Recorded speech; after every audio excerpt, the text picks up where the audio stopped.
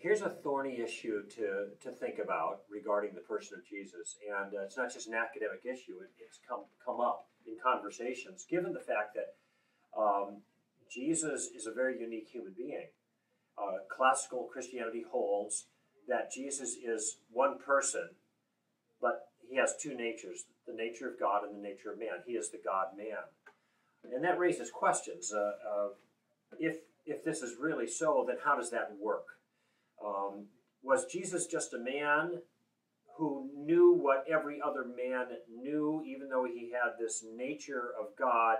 He was kind of separated from that knowledge, and so he had the knowledge we have, basically, or whatever prophetic words or inside information God directly gave him. Or was there a sense in which Jesus was drawing on his omniscience and his divine nature and having kind of access to that in addition to his human nature?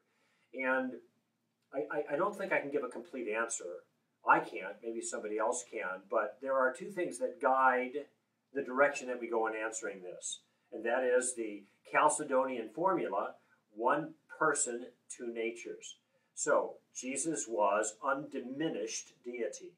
Everything that was true about deity was true about Jesus. However, he was complete humanity. Everything that was true about genuine humanity was true about Jesus as well. But he was one person, and that's one of the hardest parts of this, because God is omniscient, but man is not. And clearly the one person bore testimony in his earthly life that he did not know everything. He didn't know the time of his second coming. The Father knew, but he did not. There had to be a sense then that the person of Christ was in some way isolated from the knowledge that the divine nature of the one person of Christ had about all things. Now that's the screwiest part of this, because I don't even know how that looks. I don't know how to even play that out. But it has to be something like that, or else Jesus isn't God, or he was not telling the truth when he said he didn't at that time know the time of his second coming. That's in Matthew 24, by the way. So there was a lot of variations in there.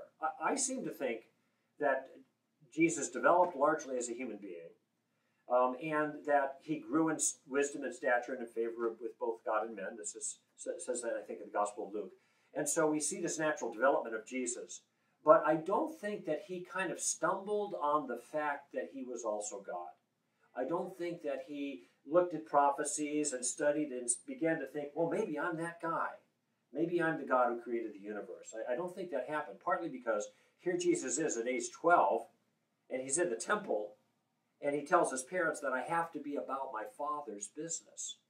And he says it with such self-confidence and aplomb that it's clear that he has a deep awareness of what is going on. We also see in the book of Hebrews, the text there in chapter 10 says, and when he comes into the world, he says, a body you have prepared for me.